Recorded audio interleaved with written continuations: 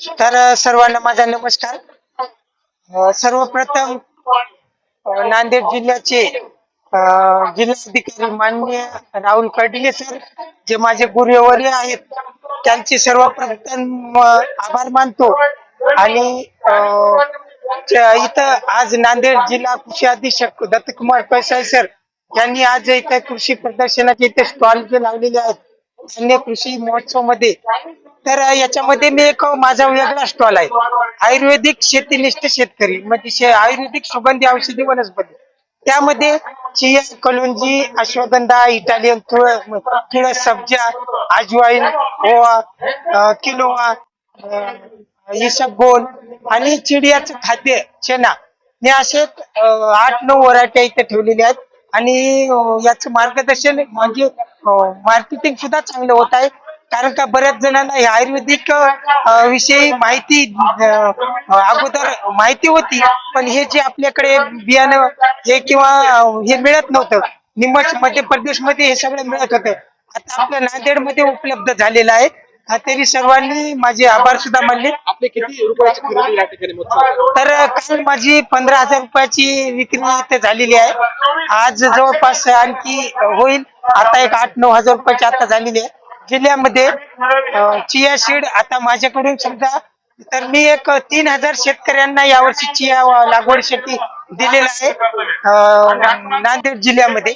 बाकी मग गोंदिया जिल्हा आहे, जालना जिल्हा, असे बरेचसे जिल्हे आहेत, छत्रपती संभाजीनगर इथून सुद्धा शेतकरी येऊन वाशिम जिल्हा, असे मधून खूप जणांना हे केलं, मी बियाणं दिलेलं आहे. सगळ्यात सोपं मी इतर शेतकऱ्यांनाही सांगू इच्छितो की हे चिया हे पीक चांगलं आहे आणि शेतकऱ्यांना कमी खर्चामध्ये चांगले उत्पन्न. तर हे जे उत्पन्न आहे, पिके आहेत माझ्याकडे, कोणताही वन्य प्राणी याला खात नाही आणि कोणत्याही प्रकारचा रासायनिक खत किंवा औषध फवारणीची याला गरज भासत नाही.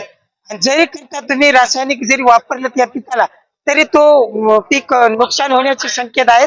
तर त्याच्यामुळे याला कोणत्याही प्रकारचा रासायनिक खत किंवा औषध फवारणीची गरज नाही. मी संदीप भुजंगराव पाटील. आमचा प्रोडक्ट नारायणचे गुळ उद्योग, सेंद्रिय गुळ उद्योग आहे. किनवट तालुका कृषी अंतर्गत नांदेडला गुळ विक्रीसाठी प्रोत्साहन देण्यात आलेलं आहे आम्हाला. तर इथं ग्राहकाचा खूप छान प्रतिसाद मिळत आहे आम्हाला. एक रोजचं 20,000 कलेक्शन आहे आमचं. अगोदर स्टॉल लावलाय लावले त्याच्या अगोदर पण लावण्यात आलेले. हो, शेतकऱ्यांना किंवा काय नाही, त्यांनी प्रोसेसिंग केली पाहिजे, छोट्या छोट्या डाळी तांदूळ बनवल्या पाहिजेत, तिथे विक्रीसाठी आणल्या पाहिजेत, ग्राहकांचे नंबर ठेवले पाहिजेत. काय कसं आहे ते नाही, आता आम्ही यावर्षी गहू आणला. आमचं गव्हाचं उत्पादन झालं. सेंद्रिय गहू नाही, सेंद्रिय गहू नाही, गहू नॅचरल आहे, पण गुळ आमचं गुळाकडे लक्ष असते. प्रक्रिया आहे? गुळाची काय नाही, ऊसापासून गुळ बनवतो रानभेंडी वगैरे टाकून. एक प्रकारचं केमिकल नसते, ऊसाला खतं नसतात आणि एकदम उच्च क्वालिटीचा गुळ आपला बनते. स्टॉल लावला तर कुठल्या ठिकाणी आपण इथं आहेत 4 आउटलेट आहेत आमच्या नांदेडमध्ये. प्रत्येक तालुक्याला एक आउटलेट दिलेलं आहे आम्ही. एकंदरीत अशा प्रकारचे महोत्सव असतात ते शेतकऱ्यांसाठी फायद्याचे असतात का? नाही, बिलकुल बिलकुल 100% फायद्याचे असतात. आणि शेतकऱ्यांनी सुद्धा इथं आलं पाहिजे, आपला माल विकला पाहिजे, कस्टमर यादी कमवली पाहिजे, बनवली पाहिजे आणि फॉलो पण घेतलं पाहिजे त्यांचं. या महोत्सवामध्ये खरंच स्टॉल वगैरे लावतात त्याचा फायदा होतो? बिलकुल बिलकुल 100% फायदा होतो. 100% फायदा होते. कृषी विभागाला काय सांगायला? काही नाही, यांनी थोडंसं मार्च एंडिंग न करता 2 टप्प्यामध्ये ठेवलं पाहिजे.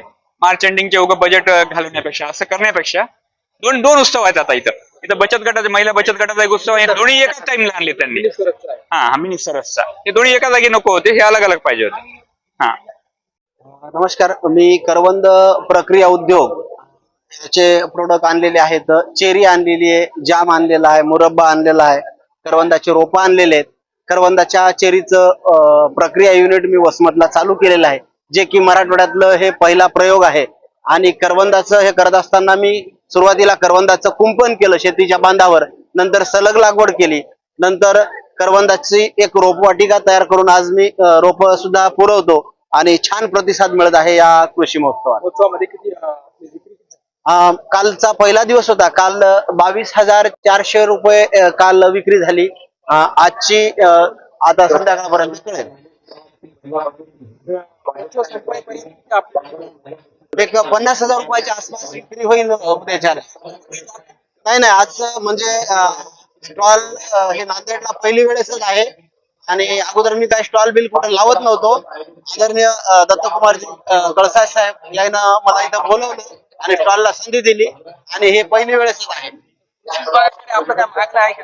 नाही, कृषी विभागाकडे मागणी असण्यापेक्षाही सगळ्यात महत्वाचं आहे की स्टॉलला सरांनी भेट दिली आणि आदरणीय जिल्हाधिकारी साहेब सुद्धा म्हणले की हे करवंद जे आहे इतर शेतकऱ्यांना बांधावर लागवड करण्याकरता शासकीय अनुदानातून यावर्षी आपण उपक्रम राबवूयात.